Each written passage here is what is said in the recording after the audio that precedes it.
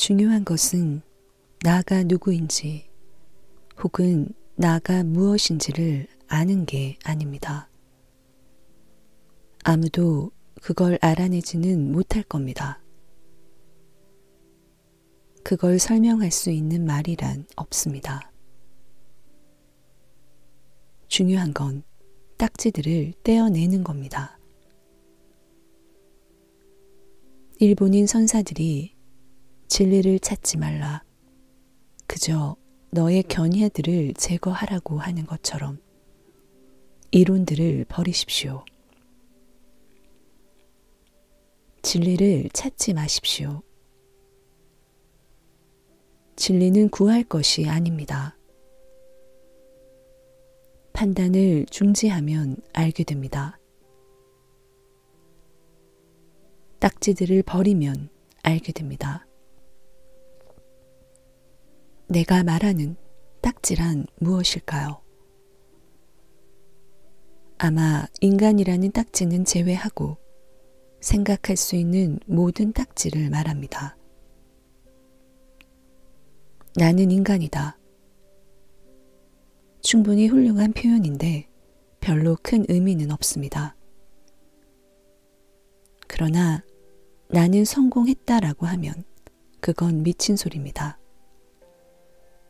성공이 나의 일부는 아닌 겁니다. 성공은 오고 갑니다. 오늘은 왔다. 내일이면 갈 수도 있는 거죠. 나가 아니죠. 나는 성공이다 한다면 틀린 말이고 어둠 속으로 뛰어든 것입니다. 성공과 나를 동일화한 것이죠. 나는 실패다. 나는 변호사다. 나는 사업가다 하는 것도 마찬가지입니다. 이런 것들과 동일화하면 어떻게 될지 여러분은 아시나요? 그것들에 집착하거나 그것들이 떨어져 나갈까봐 걱정하게 되고 바로 거기서 고통이 시작되는 겁니다.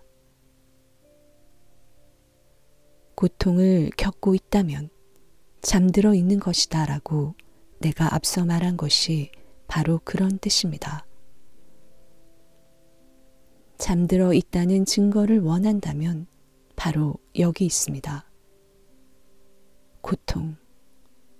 고통은 진리와의 접촉을 벗어나 있다는 증거인 겁니다.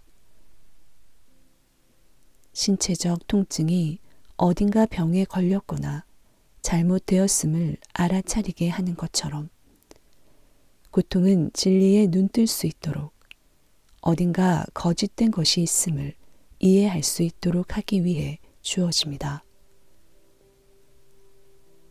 고통은 어딘가에 거짓됨이 있음을 지적해 줍니다. 환상이 현실과 거짓이 진리와 부딪힐 때 고통을 겪습니다.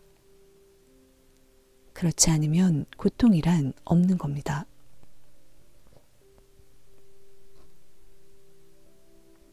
좀 허풍처럼 들리겠지만 사실입니다. 다가오는 시간이 여러분의 일생에 가장 중요한 순간이 될 수 있을 겁니다.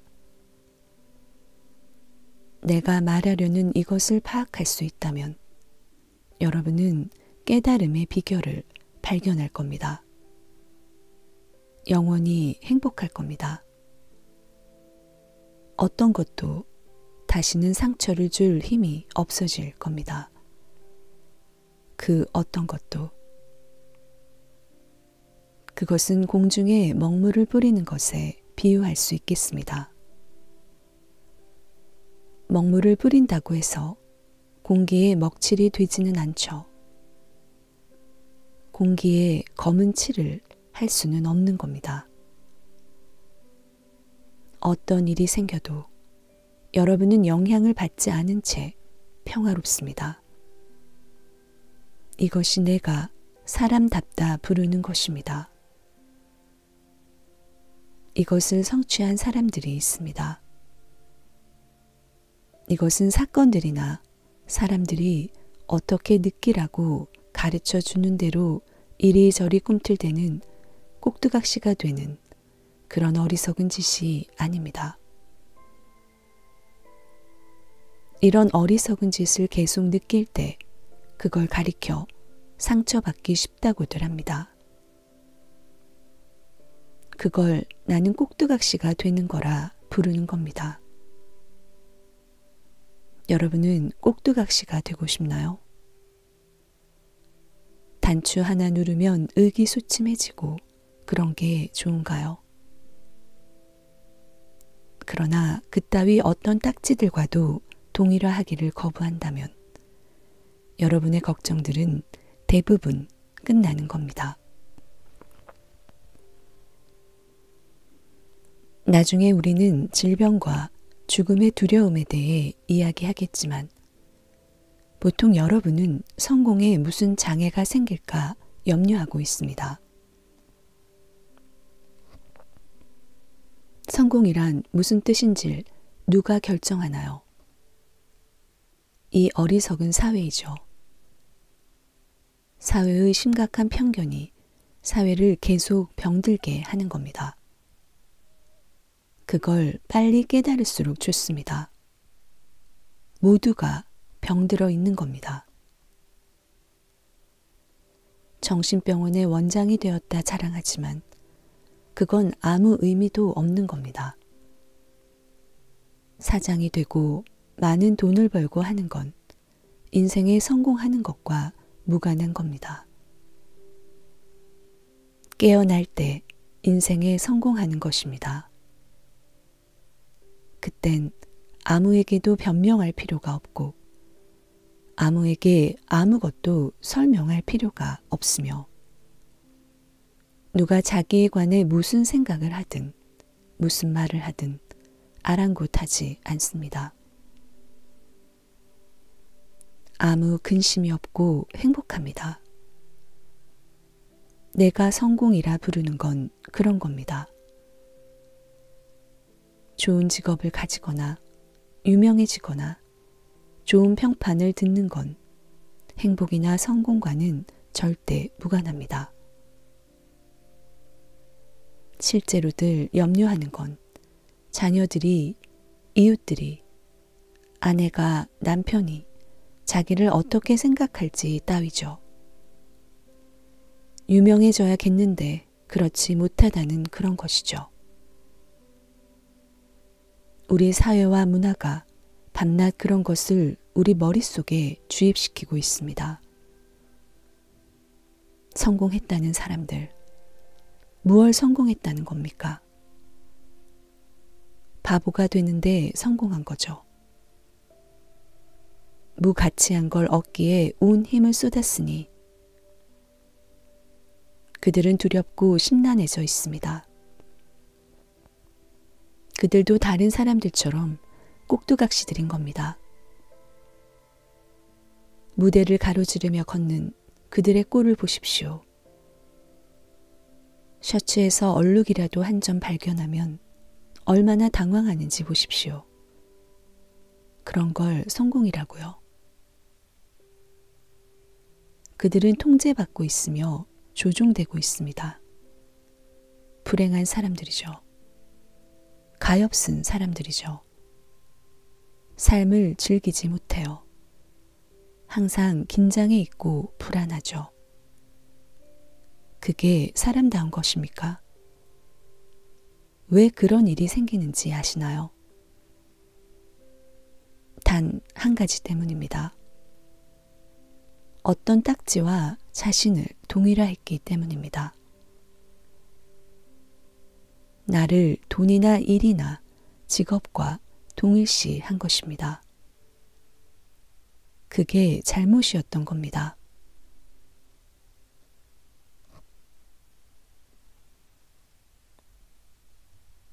사람이 옷인가요? 이름인가요? 직업인가요? 그런 것들과의 동일화를 멈추십시오. 그런 것들은 왔다 가는 것들입니다. 이것을 진실로 이해하면 어떤 비난도 영향을 미칠 수 없습니다. 어떤 아부나 칭찬도 누군가가 너 대단한 녀석이야 한다면 그게 무슨 말인가요? 내 것에 관한 말이죠. 나에 대한 말이 아닙니다. 난 대단하지도 보잘것없지도 않습니다. 나는 성공도 실패도 아닙니다. 이런 딱지들이 아닌 겁니다. 이런 것들은 왔다 가는 것들입니다. 사회가 설정한 기준에 의존해 있는 겁니다. 여러분의 조건 하에 바로 지금 그런 말을 하게 된 사람의 기분에 의존해 있는 겁니다. 나와는 무관합니다. 나는 이런 딱지들과 전혀 무관합니다. 내 것은 되게 이기적이고 어리석고 유치합니다. 행복하고 싶나요? 부단한 행복은 어떤 원인에 의해 생기지 않습니다. 진정한 행복은 원인이 없습니다. 네가 날 행복하게 만들 수 없습니다. 너는 나의 행복이 아닌 겁니다. 깨달은 사람에게 당신은 어째서 행복하죠? 라고 물으면 깨달은 사람은 왜 내가 행복하지 않겠소? 라고 대답합니다. 행복은 우리의 본래 상태입니다. 사회와 문화의 어리석음에 오염되기 전 천국이 그들의 것인 그런 어린아이들의 자연적 상태입니다. 행복을 얻기 위해 무언가를 할 필요는 없습니다. 행복은 얻는 것이 아닌 겁니다. 왜 그런지 아시나요? 이미 가졌기 때문이죠. 이미 가진 것을 어떻게 얻을 수 있나요? 그런데 왜 그걸 체험하지 못할까요? 무언가 버려야 할 걸 가졌기 때문입니다. 환상들을 버려야 합니다. 행복해지기 위해 무언가를 보탤 필요는 없습니다. 버려야 합니다. 삶은 쉽습니다. 삶은 기쁨입니다. 환상, 야망, 탐욕, 욕심 때문에 힘들 뿐입니다. 이런 것들이 어디서 오는지 아시나요? 온갖 딱지들과 동의를 하는 데서 오는 것입니다.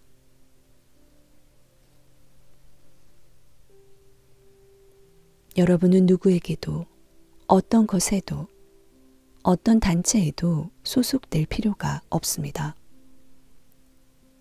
심지어 사랑받을 필요도 없습니다. 사랑받아야 한다. 누가 그랬습니까? 필요한 것은 자유로워지는 것입니다. 필요한 것은 사랑하는 것입니다. 그것이 여러분의 본성입니다. 그런데 여러분이 사실상 내게 이야기하고 있는 건 성공하고 싶다, 칭찬받고 싶다는 것입니다. 온갖 하찮은 원숭이들의 추종을 받고 싶다는 거죠. 삶을 낭비하고 있는 거죠. 깨어나십시오. 그런 건 필요 없습니다.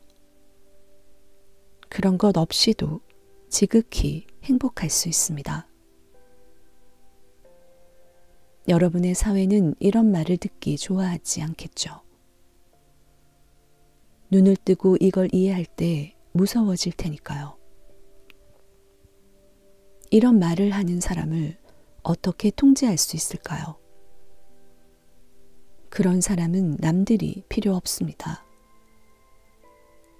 남들의 비판에 위협받지 않습니다. 남이 자기를 두고 무얼 생각하고 무얼 말하든 상관하지 않습니다. 연줄을 모두 끊어버립니다. 이미 꼭두각시가 아니죠. 무서운 사람입니다. 그래서 그를 제거해야 한다. 그는 진리를 말한다. 그는 두려움이 없어졌다. 그는 인간답기를 그만뒀다라고 하는 겁니다. 인간답기를 그만뒀다고요? 이제야 참 인간이 되었는데 그는 종살이를, 그의 감옥을 뚫고 나온 겁니다. 어떤 사건도 부정적 감정을 정당화하지 못합니다. 부정적 감정을 정당화할 상황이란 세상에 없습니다. 부정적 감정은 여러분 안에 있습니다. 행복을 얻기 위해 무얼 할 필요가 없습니다. 위대한 마이스터 에크하르트는 이것을 매우 아름답게 표현했습니다. 하나님께 도달하는 과정은 영혼에 무엇을 덧붙이는 것이 아니라 영혼에서 무언가를 덜어내는 것이다. 자유로워지기 위해 무얼 행할 필요가 없습니다. 무언가를 덜어내십시오. 그럼 해방됩니다. 잠들어 있는 사람은 을에 누군가 다른 사람이 변하면 자기 기분이 나아지라 생각합니다. 자기가 잠들어 있어 고통받고 있건만 다른 사람이 변한다면 삶이 얼마나 멋질까? 내 이웃이, 내 아내가, 우리 회사 사장이 변한다면 얼마나 살맛이 날까? 라고 생각하는 겁니다. 우린 항상 누군가 다른 사람이 달라져 우리 기분이 좋아지기를 원합니다. 그러나 아내나 남편이 변한다는들 그게 자기에게 무슨 소용이 있느냐는 생각 해본 적이 있나요? 여러분 자신은 여전히 상처받기 쉬운 사람일 뿐입니다. 여전히 바보요. 여전히 잠들어 있을 뿐이죠. 달라질 필요가 있는 사람, 약이 필요한 사람은 여러분 자신입니다. 세상이 옳기 때문에 내가 기분이 좋다고 고집들을 부리고 있습니다. 틀렸습니다. 내가 기분이 좋기에 세상이 옳은 겁니다. 그것이 모든 신비가들이 하고 있는 말인 겁니다.